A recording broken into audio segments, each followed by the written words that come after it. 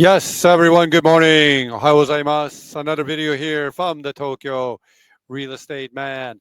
And I got a client right now, and we're looking at lots of different kind of stuff for him. He's interested in taking, I'll just say, hi, Brother T. I'll say that, Brother T. Time out, Brother T.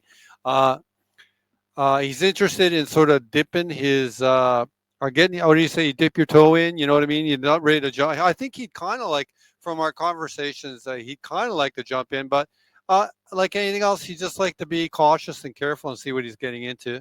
So we're here. I was just looking around at his budget level here in Tokyo for an apartment. And I came up upon a listing here in Itabashi, which is in the sort of northern part of Tokyo, right there. You can see the in Itabashi. There's still beautiful girls, and all kind. It's kind of just before Saitama, so it really that sort of area of the city. We did the video the other day on Sugamo. That's kind of a similar area, but also the stuff that if you've seen other videos we did on Ikebukuro, I think that that would be useful right here for you. That's a great. There's not many bad areas. There's bad in Tokyo, I would say there's better or more popular areas. In other words, like I don't know if that explains it well. And this would definitely be a good area. So it's just that in the more popular, in the what I consider what I would say the better, the higher price real estate areas, they're just more popular with the more the Japanese class who have money and stuff like that. And in some ways that does help that the uh, I guess the asset that you would buy or something like that is just a little bit more liquid. However, given the price that going up in neighborhoods like this one here, I'm in Shibuya right now. People are just moving up there. We did that one video on the mountain house in Tokyo. I think that the reason the Hachioji market is going up is because people are just pushed out a little bit further. So, and after Hachioji, there's no more room. There's nothing left. Anyhow, those are just some pictures here. We'll come back here to the map. Now, I have a really restricted search. This is the one we're going to look at right here for 1,380 man. You say Isen 380 man. Okay, and you can see right here on at home right here. I have a really restricted search, but don't forget that I'm the Tokyo real estate man. With the theme of this channel often is the matrix and the red pill. So we see some blue pill right here. But what's happening right there is because I've set the bar so low, is we're not seeing the market distribution. But let's move it up. Let's move it up to let's move it up to the no. It's always good to move it in Tokyo up. Move it up to the $2 million mark, and then we can see.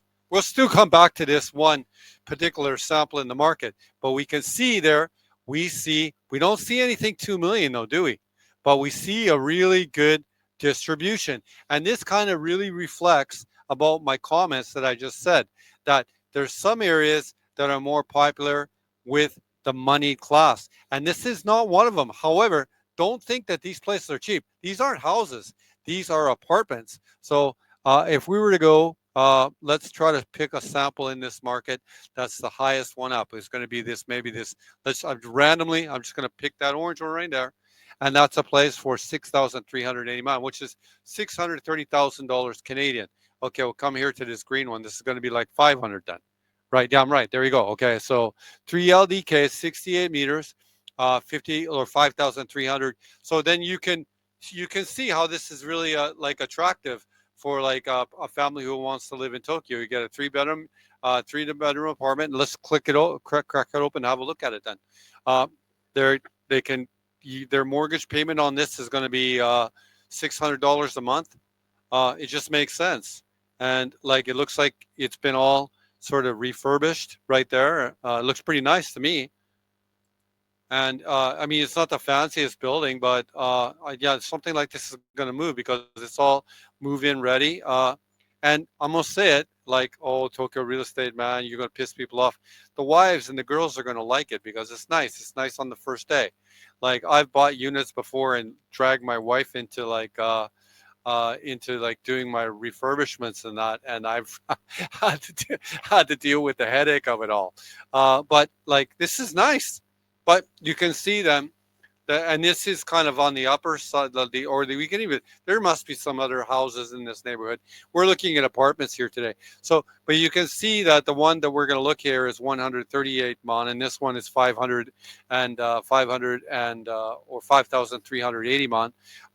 Yeah, you can see that this is a nice apartment. It's going to move too. Nice street, stuff like that. I mean, we don't have to go through the details of the listing. We'll come back here to the map. And this was one apartment that we were going to look at.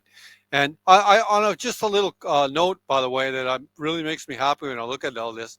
Like the prices have gone up in Tokyo, but still with the interest rates and stuff like that, a family can move into something like this with a mortgage payment of, as low as maybe uh, $450 a month Canadian, not US, three, and then as much as probably $600 a month for the mortgage payment. So then a family can slowly get ahead, and that's one of the reasons why Japanese people and me too, we have a lot of savings. We're just full.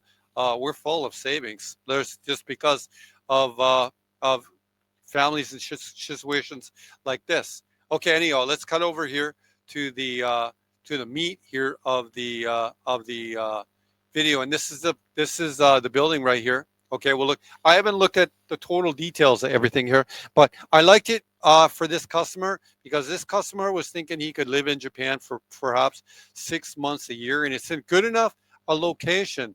Okay, that uh, why did I pick a location like this? One, he's got a budget. And then two, this is still something I believe that he could rent for 6 months a year. So the months that he's not here, this guy's got his game on. Okay, this guy's got his game on. But like in the months that he's not here, for example, he could sublet this unit because it looks pretty good. And yeah, just looks, it's nothing fancy, but it looks just like real nice, or what we used to call it on the other channel, like basic nice. There's your layout right there. Okay, one bedroom, a bedroom. You're not going to need much furniture in it. It's only 30 meters, this apartment, but yeah, it's a great location. We saw it on the map right there. We'll come back to the map in detail. Everything's hooked up, concrete walls, and I don't think this is wallpaper on this side. I don't know. It might just be exposed concrete painted, which is really cheap. Or no, that might be wallpaper as well. But everything looks pretty nice. Like I don't think you'd have brother T. I don't think that you'd have a problem like putting these photos up on a Facebook group, for example, and it renting. Anyhow, everything's done. Separate bathroom and shower. It's pretty nice. Okay, and it's in Tokyo. I just been kind of combing around this morning at different things, and this is something that we could talk about. I mean, we're in the middle of a conversation. Like this is not. We're going to look at a bunch of stuff, and we'll from looking at a bunch of stuff, you get an idea of what you like and what you don't like, and that kind of stuff. But yeah, anyhow, small little balcony, nothing special. Let's have a look though. Like here, does it? When we go back to the Madore, let's have a look here though. Try to establish where the exposure is in terms of, do we have a north on here anywhere? Do you see north or south? Are they exposing the I don't know, for example, what I'm saying, if this balcony is south facing, which is really nice. Like where I am in my apartment here, this balcony here, and this is the middle of March, and I have sun coming into the room right now because it's a south facing balcony. So in the summer it can be hot, but then in the winter it's really nice. It's just nice to have the sunlight coming in.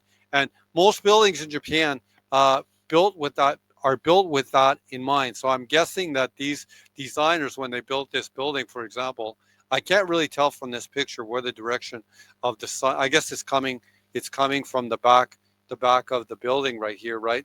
So that might be it's coming. I don't know when it was taken during the day, for example, so I don't know. But this looks to be facing south already. We know that the sunlight is hitting it directly, right? And there's a shadow. This might be the shadow coming from the other building across the street. So it's coming like kind of from this way like that. Anyhow, just it's good we have to just use our brains when we're looking at this stuff. For like just looking at how we can analyze the photos better. And then exposure is, as a person that rents a lot of apartments, like having a good light and exposure thing is always popular and easy to rent apartment when it has nice light. So 7 minutes from this is called, by the way, you'd say this one. I think it's going to be Kami Itabashi, Aki, 7 minutes, okay, and that's on the Seibu. Uh, oh my God, Seibu. I think it's called Tojo Sen maybe, and then this is on the Seibu. It's on the this is the same line, okay, same and then from a station on the same line. That's a little further away, and then this is on the this is 22 minutes from here. So we'll look at the some of the details in the listing a little bit further, and it's in Itabashi-ku right there. We'll look at it a little bit in more detail. Management fees 6,000 and 7,200 for the repair fund fees. Pretty pretty standard right there. This is I chose it too. Like this unit is 39 meters. That's really good. And one of the reasons, okay, is that it's tough for people to get financing for units that are underneath 30 meters. Now, this gentleman is going to make a cash payment. Okay, so that's not pertaining to him. That doesn't pertain to him. However, for example, in the future, if he chose to sell this place, okay, having a unit that's over 30 meters exposes him to a portion of the market that can get financing. So that's all. Just using our head. Okay. Yeah, it's ownership. I'm assuming that all the systems here are working on in the apartment. I'm sorry, mistaken here. It's at 39 above, but it's at 34 meters of space in the building. It's on the second floor, built in 1969. And I am actually older than this building. No, I'm not. I'm actually younger by a month than this building. Oh, thank God. Thank God. Okay. And well, that's about the skinny on it. We'll come up here to the location of it here and we'll try to get in a little bit. We'll move it back. We'll move back so we have a little bit of an idea of what you're looking at. I was right. Kami Itabashi is right there. Okay, and if you move it back here, we can see. You can see that this sort of you're in northern Tokyo right here, and here's Nerima over here. Nerima right there, and then we're trying to locate where my doing a very good job here of locating. I'm trying to locate it. There's Nakano there. I think like right in here is going to be kind of like Ikebukuro, sort of in this sort of area in here. So this sort of, but you can see that this is sort of northern sort of Tokyo, and above this river right there, then is Saitama right there, and then you can see Nakano City down here, Shinjuku here, and you're getting into central Tokyo down here though too. So there's nothing in this kind of price range down here in Shibuya. The brother T was he was sort of looking at what an apartment that I did a video on in Shibuya that he kind of really liked, but it is more money. So yeah. But having said that, my comment to you then, brother T would be you're just when you're getting units in these slightly more popular areas and you're expanding your budget, maybe you're expanding your liquidity in a way though too. I don't know. Don't forget, I keep talking about on this channel, when you go too far down, when you're going too far down or shooting too far down, uh, in a way that you're missing or you're not exposing yourself to the larger portion of the Japanese population who would be interested in buying stuff like this. Anyhow, let's move in closer to the unit. It's a nice neighborhood. There's no question about it. I'll try to center this map here, and we'll take this Google Maps golden guy here. I try to make a quick video, but I just can never do it because there's just so many cross currents to talk about when you're looking at things like this. Anyway, we'll drop them in right there. We'll drop them in right there. And then, oh, look at that. That looks to be a pretty well, look at that. Pretty well. That looks like a new condominium right here. And that looks to be a fairly new house built there with parking. So this part, people with houses always want parking. People with apartments don't really in Tokyo don't really have that stuff on their checklist as much. Anyhow, you could just hear another new building. This is really good. This is interesting. There's lots of new stuff here. And then we have this, even this building looked pretty good, doesn't it? That's the building. That does not look bad at all. Really impressed with that. That surprised me a little bit. I wasn't thinking it would be as nice as this. It looks to be very well managed. And I've often talked about it in This building was built in 1969, as we said, but in recent years, these buildings have redone their windows, and you can see. And what happens, the whole building, for example, I have a unit in Songenjaya, it's a two-bedroom unit, and then I think it was 2 years ago, they did a finance, they took a loan. We took a loan to do all the windows, and they painted the building and did all the windows. But for the windows portion, and all the windows super smooth and just nice, because window technology in Japan really changes and improves in the 1990s. That's when it improves. And then these sort of buildings from the 1960s and stuff like that, with the old glass and stuff like this, all this stuff has to be replaced. Coming back to my main point with it though, is that we financed it for everybody all the owners in the building for $5 a month. I think over 10 years or something like that. It just seemed like really, it seemed like really sensible. I thought the management of the building did a really nice job, and I was for it right away. I was for it right away because the windows were just the window technology in the 1970s and 1960s compared to after the 1990s. It's just day and night. Anyway, this is a really nice building. This is a nice building. You can see right here. I'll see how organized it is. That could not be good. Some people like something a little bit more chaotic.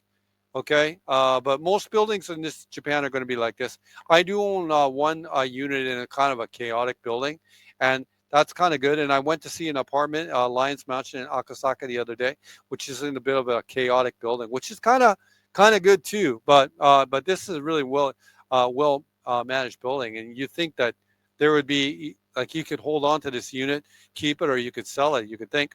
Anyhow, that gives us a little. We could move down the street here a little bit. You can see just nice lady. You don't see any drug people. You see people doing any drugs on the street. You see any huge theft? Policemen. Here, new build, by the way. New build right here. So what does the new build, new viewers to this channel mean? It means demand. It means demand. So worst case scenario, I don't think that this apartment, by the way, is going to be rebuilt because I think it's in really good shape. Okay, look at this here. Like for example, this house right now is gold mine because we know that a development company came in here. Whether a development company came in here or whether a family ordered it and financed it, we don't know. But either way, at one point, someone's going to want to come in here, tear this down, and update it. And don't forget, I talked about it in one video the other day, how these sort of designs in the 1980s, or this is probably 1960s, excuse me, the systems of shopping and stuff like that, or consuming in the 1960s, are different because people are shopping on their bikes and they're shopping through walking. But now these kind of the houses in places like this have parking spots like this one here. Look at this. Oh, sorry about that. Get out of here. This house right here has a parking spot. That's a parking garage right here. So in the future build of this one here, this wall will be torn down, for example. A driveway would be put in, and then a parking spot would be put there, and then above here would be another floor. Okay, anyway, ends up as a really good video in some ways. We can move back here. Let's move back here to the regular map, and you'll see, I don't know, there's going to be lots of supermarkets here in the area for sure. There you go, right there. Well, that's going to be what, 5 minutes away? 5 minute walk away. Just do the route. And what does it say there? It is a 7 minute walk. There you go, 7 minute walk. Maybe if you went straight down there, it'd be 5. Okay, like there's 7 minutes by Google Maps, but by the human, the AI, it's not as smart as us yet. So anyway, I'll get rid of the supermarkets. There's supermarkets everywhere. We'll come here to the satellite shots right here, and then whether this is a good exercise or not, you can see that it's sort of like it's kind of like mid suburbs because you see the mix. You're seeing the mix of like buildings and mix of buildings and houses and stuff like that. Anyway, there's a school right there. You can see there's a school. There's a school right there. There's a train line right there. These are public housing. These are Japanese public housing, right? These are known as danchis, okay? And they're not bad places to live at all. But like in the Japanese folklore and stuff like that, the danchi is like where the tough guy who the kid that grew up in the danchi ends up as a little tougher because it's just sort of in the folklore of it all. And there's another school right there that looks to be like a Maybe that's a pool on the roof right there in the wintertime. These photos were taken in the wintertime. Often the schools in Japan have a pool, so that might be the elementary school as well. And you can see some other. This might be as well danshis as well. So uh, yeah, that's a little bit of another interesting video here from the Tokyo real estate man, looking at property here in Itabashi. Here, there's some other like lots of you can see that uh, there's all kinds of different kind of photos here.